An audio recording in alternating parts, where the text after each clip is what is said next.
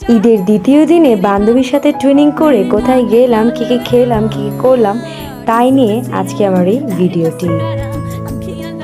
So hello everyone, আমি অর্পিতা। কেমন আছেন আপনারা সবাই? আজকে কিন্তু আমার সাথে রয়েছে দীপা। আমরা দুজন কিন্তু আজকে টুইনিং করে বের হয়ে গিয়েছিলাম।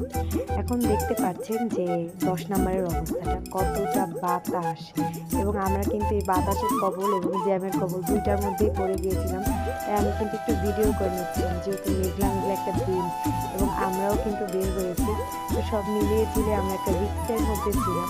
তো যাই হোক, এই তো আমরা জ্যাম থেকে বেরিয়ে মিরপুর একের দিকে যাচ্ছিলাম।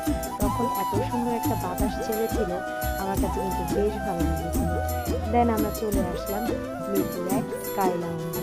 এই যে দেখতে পেলেন আমার আর দীপার মিরর ভিডিও, যেখানে যাই দুজনে মনে ছিল।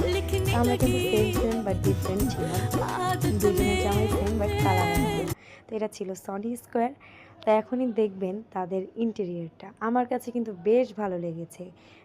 এত সুন্দর যে ঢাকার মধ্যে আমার কাছে কিন্তু বেস্ট লেগেছে। নোঙ্গরের থেকেও আমার কাছে এটা ভালো লেগেছে, কারণ নোঙ্গরটা দেখা যায় যে একদম আধুনিক আর একটা সিঙ্গাপুরের ছোঁয়া, কিন্তু এটা একদমই আমার কাছে অন্যরকম লেগেছে। সব মানে এক একটা জায়গা এক একটা মানে থিমে ছিল, সব মিলিয়ে ঝিলে ভালোই লেগেছে। তাই ভাবলাম যে আমি একটু ভিডিও করে নিই। এই জায়গাটাতে আমি একটু ভিডিও করে নিয়েছিলাম। এখন আমি কিন্তু মিরর দেখলে মানে ভিডিও করতে ভুলি না।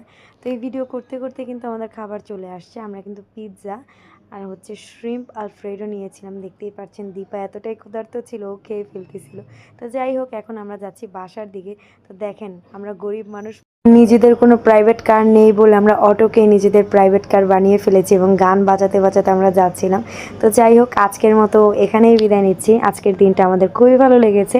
তো আশা করছি আপনাদেরও ভালো লাগবে। অবশ্যই like, comment, share and subscribe করবেন আমার চ্যানেলটিকে। আল্লাহ হাফেজ।